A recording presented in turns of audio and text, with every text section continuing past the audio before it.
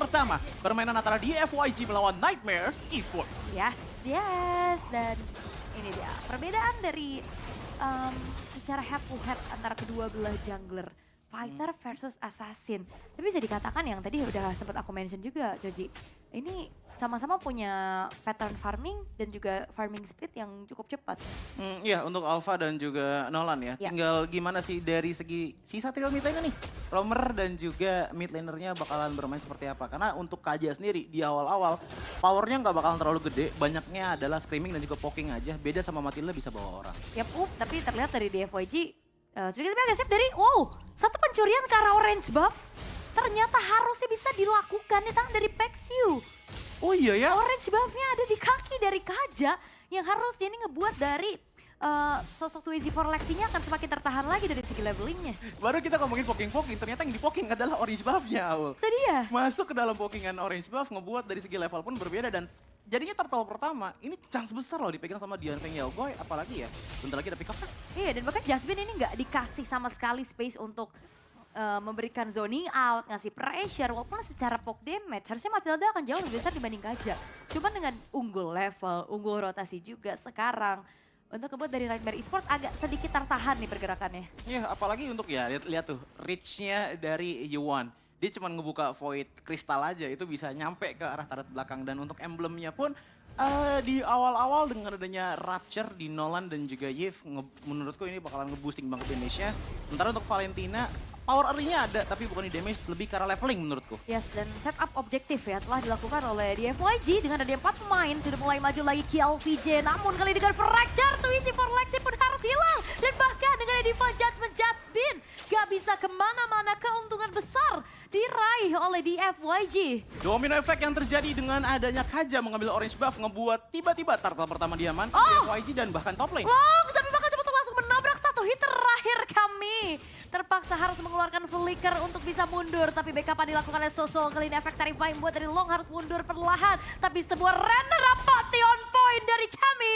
Yang akhirnya bisa membalaskan keadaan. Tapi Iwan hadir untuk bisa mendapatkan satu buah kompensasi. Di mana kami yang akan menjadi pertukaran antara kedua belah gold laner. Pertukaran demi pertukaran terjadi dari Turtle hingga gold laner yang sama-sama ditukar. Tapi menurutku ini bakalan menjadi informasi yang sangat baik untuk Nightmare. Mengingat bahwa tadi Sosol berhasil ngebantu kami mendapatkan 1 poin kill pertamanya. Seenggaknya untuk di gold lane ini masih di titik yang seimbang, tapi tidak untuk trio mid lane ya menurutku. Wah, ini ngeri juga ya. Sekarang Pexiu-nya juga udah bakal lebih leluasa lagi untuk ngasih zoning juga. Dan ya, Z bakal coba untuk masuk lagi Fracture menyambut satu buah Divine Judgment yang begitu on point. Jasmine tidak segan-segan dimakan, tapi Sprout Alpha ternyata jauh untuk bisa menjangkau dari keberadaan seorang Z. Ya, dan seperti yang tadi dikatakan oleh Aul ya, dengan typical fighter yang biasanya bisa maju tapi nggak bisa pulang. Ini benar-benar lumayan bergantung lah untuk di early game dari Twizy for Lexi bisa bermain dengan agresif gitu loh. Tapi gangguan datang, balik lagi Twizy for Lexi. Iya, dan KLVJ ini bakal jadi satu komandan perang harusnya ya. Akan ada lini paling depan juga untuk mengganggu. Dan bahkan ya sekarang di FYG udah gak segan-segan untuk makan depannya dulu. Even itu Jasmine, terus tadi udah mulai targeting masuk ke arah Twizy for Lexi-nya. Dan Long udah selesai sekarang dengan Haskell, Joji. Ya, dengan satu Haskell seenggaknya durability bertambah dengan sangat banyak menurutku. Apalagi dengan adanya Quantum Charge di tangan, ditambah lagi dengan lifesteal. Dan lagi untuk orange buff sama sekali nggak dikasih. Berarti untuk 3 orange buff awal ini nggak pernah dipegang sama Twizy for Lexi dan akhirnya udah mulai adanya level difference antara Z dan juga Twizy for Lexi dan otomatis ini juga bakal ngaruh ke arah damage dan juga damage retribution. Iya, power retribution akan semakin terhambat. Divine Judgment-nya ternyata bisa sedikit di-dodge. Tampaknya kali ini tabrakan Circling Eagle mengincar ke arah seorang Z di lini paling belakang. Tapi Sprout Alpha dan bahkan Z kali ini bakal coba untuk dibalaskan keadaan yang dari belakang di Virus Passion. Dan kami berhasil untuk bisa men-secure ke arah turtle milik dari Nightmare Esports. Tapi teamfight tidak akan dibiarkan oleh DFYG. Mereka bakal coba untuk membalaskan poke damage yang bisa dibiarkan. Namun disengage lah yang dipilih oleh Nightmare Esports. Nolan dari Z sudah tershutdown, turtle kedua juga sudah diambil. Namun masih ada sedikit leading yang diamankan oleh teman-teman dari DFYG. Dengan Z tadi nggak terlalu banyak poin kill-nya, jadi nggak ada shutdown yang dihasilkan. Tapi ini bisa menjadi turning point juga untuk Nightmare Esports, melihat bagaimana dari goldnya Kemi pun udah mulai bau-baunya. Ini bisa jadi hyper carry yang dibawakan oleh Nightmare Esports ke arah Beatrix. Dan tadi bagus banget sih, Divine Judgment dari Pixiu-nya bisa kayak kedot ya tadi sebenarnya putus ya dari Divine Judgment-nya juga. Dan tabrakan Circling Eagle langsung mengincar ke arah Z, itu yang jadi winning condition di saat team fight nih untuk Nightmare. Targeting berarti kata kuncinya. Iya. Sementara Oper kali ini harus mundur terlebih dahulu. Ya dihajarnya juga tadi langsung dengan Spear Valve kalau nggak salah kan. Setelah Circling Eagle yang ngebuat akhirnya agak susah untuk bergeraknya dari Z. Lebih karena positioning, karena tadi Yewan juga positioningnya agak-agak sedikit banget telat. Ngebuat akhirnya setup zona nggak terlalu aman untuk di FYG. Oke, Conceal Play kali ini flicker terdengar kalian dari kami untuk mundur. Hanya untuk bisa menghindari adanya sergapan yang bisa dilakukan. Tapi outer turret berhasil untuk dihancurkan juga. Raging Sandstorm connect karena dua orang sekaligus. Vexiu mencoba untuk menarik lagi dari Bajanman. Tapi sayangnya follow up damage-nya terpisahkan kali ini. Tapi itu easy for Lexi di sisi yang lain. Ada solo pick up yang terjadi. Dan bahkan tim fight di arah top lane pun tidak bisa dimenangkan dari Nightmare Esports. Karena Oper harus dihilangkan. Wah, walaupun tadi ada turning point ya, kita ngelihat bagaimana makro dari Dian Feng Yao ini benar-benar bagus banget. Di arah top lane tadi, mereka coba untuk ngebait supaya Jasmine maju, dan pas banget elungnya di target, tiba-tiba langsung ada dari Wall Perfection. Oke, tapi dengan Bennett Rage juga akhirnya bisa mempunish Vexiu. Begitupun dari Z yang terlalu jauh, tapi Gouch masih bisa menghindari adanya serangan yang dilakukan dari Nightmare Esports. Fracture yang tertinggal ngebuat dari Kemi pun berhasil untuk dihilangkan. Lethal Ignition cukup ternyata untuk membantu damage besar yang bisa disumbangkan untuk hilangin ke arah Kemi. Jasmine pun tadi hampir banget tumbang ya, dan bahkan ngeliat dari segi Z-nya dia masih bisa ngedash jauh ke arah belakang, walaupun tadi setupnya juga bisa dibilang agak kurang enak untuk di FYG. Tapi nggak masalah karena mereka masih dapetin pertama mid lane turret, yang kedua itu bawah udah pengen pecah untuk bottom lane turretnya, dan turtle ketiga ini kayaknya bisa diamanin lagi oleh teman-teman dari DFYG. Turtle yang ketiga bedanya 3 level juga nih ya. Level 11 banding level 8 yang baru menginjak level 9 sekarang. Tiada kesempatan Divine Judgment kembali terbuka. Targeting ke arah Jasmine, tapi lihat damage-nya masih belum cukup untuk bisa langsung memberikan instant kill-nya. Namun zoning out yang dilakukan oleh KLVJ juga ini ngebuat dari Nightmare Esports susah banget untuk maju. Tapi kelihatan ya, kayak dari DFYG juga sama sekali nggak mau ngasih nafas loh.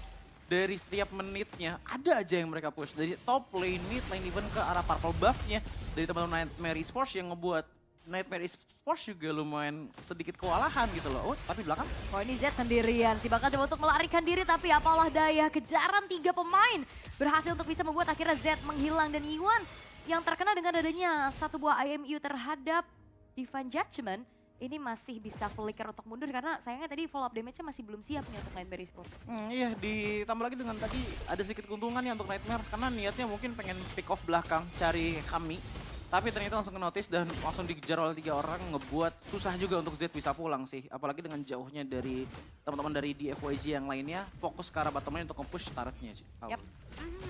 Dan Conceal Play kembali terlihat kali di Divine Judgment tidak segan-segan menuju ke arah seorang Oper yang ternyata bisa di backup dan dijemput dengan guiding wind-nya. Kayaknya Oper udah mulai susah sih buat ditarget. Dia punya quicksand guard juga, tapi kali ini tabrakan kembali terjadi. Raging Sensor Flicker karena 2 orang sekaligus, dan bahkan Logla dan juga Vexiu yang tidak bisa selamat walaupun pertukaran terjadi di mana Jasmine berhasil dihilangkan. Double kill didapatkan juga oleh Yiwan. Menjadi 2 tukar 2, namun dengan Inferno Perset, KLVJ akan menjadi garda terdepan. Zeta terpaksa untuk mundur terlebih dahulu, tapi kami masih punya Nibiru yang dipegang sehingga kali ini pun KLVJ berhasil untuk direnggut nyawanya dengan Malefic Gun yang sudah selesai di tangan dari Kemi. Malefic yang sudah jadi ngebuat untuk front line-nya dari DFYG bakalan makin tipis lagi, karena untuk sekarang front line mereka ini baru ada Fovio sendirian, sementara Nightmare Esports lihat mereka bawa apa. Matilda, Alpha, dan juga Khalid. Udah mulai kelihatan bahwa untuk frontline power akan sedikit dipegang oleh Nightmare Esports, apalagi ngelihat dari itemnya. Kalau kita lihat dari Too Easy for Lexi, yang ditekankan adalah Spell Fam Power Durability. Sementara kalau kita lihat dari Oper, ini bakal full ke arah defensive item, diikuti dengan Matilda yang sudah mengamankan ke arah Clock of Destiny. Sorry, Clock of Destiny, jadi Flash of the Oasis. Yang dimana menurutku ini bakalan ngasih heal yang banyak banget, jadi main kiting juga udah bisa dari Nightmare. Itu makanya dia juga kayak mau tabrak belakang pede aja gitu loh. Dengan favor, dengan Pass of the Oasis juga. Dan ya, kita akan melihat targeting berarti ya yang menjadi kata kunci harusnya dari kedua belah tim ini, di mana Nightmare Esports mereka selalu bisa langsung tabrak ke arah belakang. Sementara dengan ada fracture kembali terbuka, Jasmine itu dia. Satu sosok yang bisa menghantui lini belakang sudah berhasil untuk di take down. Harusnya 4 versus 5 bukan hal yang baik untuk Nightmare Esports karena setup menuju ke arah Lord sudah dilakukan juga oleh di FYG. Akankah terpaksa untuk bisa melakukan kontes dari Nightmare karena sudah mulai maju lagi dengan replacement dibalas juga dan bahkan Z masih punya retribution on point dan Twizy for Lexi berhasil dihilangkan walaupun pertukaran menjadi kill PJ yang akan menjadi satu sosok tumbal di lini paling depan. Tapi secara total 3 tukar 1 dan Lord yang didapatkan oleh di FYG harusnya ini membuat dari Nightmare Esports mereka harus mundur dulu sih. Ini thanks to Z sih tadi udah bedain quantity dari teman-teman Nightmare Esports dengan ngilangin Matildanya. Ini nggak ada yang bisa pulang dari Nightmare Esports. Even Alphanya tadi masuk ke depan sana nggak ada jalan pulang sama sekali. Dan dengan tidak adanya Matilda, ya otomatis fighting pun nggak bisa dijalankan. Dan targeting juga sangat enak, mengingat bahwa mid laner, gold laner, even jungle-nya main close combat semua. Ya ini udah makanannya Yuan semua udah. Makanya total damage dealt-nya itu paling tinggi di Yuan. Ya, poke terus-terusan juga ya. Bener. Tapi secara defensive high ground harusnya Nightmare Esports juga kuat. Mereka punya Kemi dengan Beatrix. Iya mungkin dari segi Nibiru's Passion, Bane's Rage, itu masih bisa banget. Tapi harus diingat bahwa itu masih Lord pertama. Kalau di Lord kedua nanti menurutku itu akan sedikit repot karena dari 3 lane yang berbeda. Minion juga bakal makin mengkuat. Ya inisiasi kembali bakal coba untuk dilakukan oleh di FYG. Tapi tidak ternyata lebih ke arah menggertak saja. Untuk Nightmare Esports mundur dan merelakan satu buah inner turret di bottom lane berhasil untuk dihancurkan juga di tangan dari DFYG. 4.500 gold lead sekarang yang dipegang. Benar. Dan kalau untuk sekarang biasanya ya yang udah-udah. Kalau udah tinggal sisa base turret, jungle sih nggak dikasih lagi tuh. Jungle udah dipegangin oleh tim lawan dan kami pun walaupun dari segi powernya udah jadi hyper carry untuk sekarang ya. Tapi ini jadinya tempat space farm juga gitu loh untuk Lung. Dan sekarang udah sedikit di lead juga oleh Lung walaupun beda tipis ya. Di angka 400 gold. Dengan Malefic Gun juga sudah di tangan ditambah dengan Berserker Fury. Damage kritikalnya ada, penetration juga ada gitu loh. Apalagi untuk penetration ke arah dari Khalidnya. Yang dimana menurutku defense yang mungkin akan dikencengin. Tapi Oracle di tangan dari Khalid. Ini menurutku bagus banget sih karena otomatis jadi teamwork banget sama Matildanya. Jadi makin deres ya. Iya. Dari regen HP yang dimiliki juga. Sama Quicksand Guard. Dengan quicksand guard-nya juga akan semakin ya nggak perlu PR buat recall biasanya ya. Typically dari sosok Khalidnya juga. Namun masih terlihat untuk Nightmare Esports ya mereka tidak bisa melakukan hal yang lebih banyak selain menunggu ya. Reaktif yang bisa dilakukan karena susah juga nih mau ngecek arah rumputan. Ini ada Pixiu dengan super effect yang akan sulit untuk bisa dihindari. Sehingga ya akan lebih jauh berhati-hati dulu nih untuk Nightmare Esports. Tapi masalahnya dari DFYG mereka juga nge-freeze ke minionnya. Jadi nggak ada potensi untuk bisa farming dari Nightmare Esports sekarang. Iya ditutup banget resource-nya ya. Minionnya udah nggak dapet, jungle-nya juga udah kosong. Ini jadi kayak tinggal nunggu waktu lah untuk Lord kedua diamankan. Tapi wow. Iya, Pixiu terpaksa harus flicker untuk mundur terlebih dahulu. Tapi setidaknya orange buff masih bisa dimiliki juga oleh Twizy for Lexi walaupun Sosol ini udah nggak bisa sih menahan damage yang bisa disumbangkan juga oleh Lung. Karena critical damage-nya udah gede banget tadi. Itu satu tendangan bola api, 1,5 bar HP sudah menghilang dari Sosol ya. Dan Sosol punya 4 bar HP itu. 3 hit udah bahaya banget, tapi Lord tetap di kontes kah? Enggak sih, kayaknya berbahaya ya. Bener-bener high risk, high reward. Tapi kayaknya risk-nya jauh lebih tinggi. Sehingga udah bahkan kayaknya mau coba untuk kontes pun gak dikasih jalan oleh DFYG. Ditutup semuanya, apalagi rumput seperti dikatakan oleh Aul nggak ada yang aman karena dengan tipikal Nolan, late game, little ignition. Tadi aja kita ngeliat Jasmine tuh sekalinya ditarik, even tarikannya belum selesai tuh udah tumbang duluan. Apalagi dengan adanya kami, apalagi dengan adanya Sosol, even Sosol tadi mentah-mentahan damage-nya yang terima dari Lung.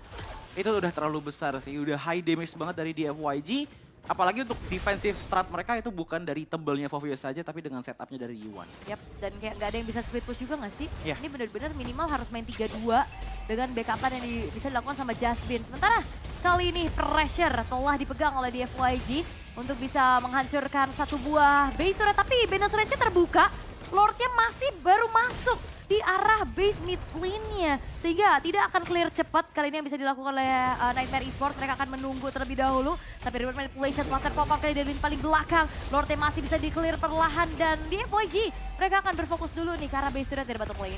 Wah ini angle-nya dari Yves aku suka banget sih. Dia nutupin mid dan juga bottom lane turretnya. Jadi pas dibawain Z minion di bottom lane. Itu susah juga untuk maju. Bisa sih sebentar di-clear sama Kemi juga. Tapi yang dikatakan oleh Awal tadi. Ada Bane's Rage yang dibuka agak sedikit early tadi ya Awal ya. untuk di area top lane. Jadi untuk defensif agak sulit mempertahankan satu base turret yang dimiliki oleh Nightmare Esports.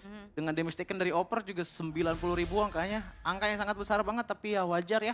Karena dengan tipikal dua fighter otomatis bakalan banyak banget hitnya. Ah, itu dia satu buah kejutan yang memang Nightmare Esports mereka udah buyar banget sih. Flicker di Judgment menuju ke arah sana, Jasmine killing spree diamankan oleh Z.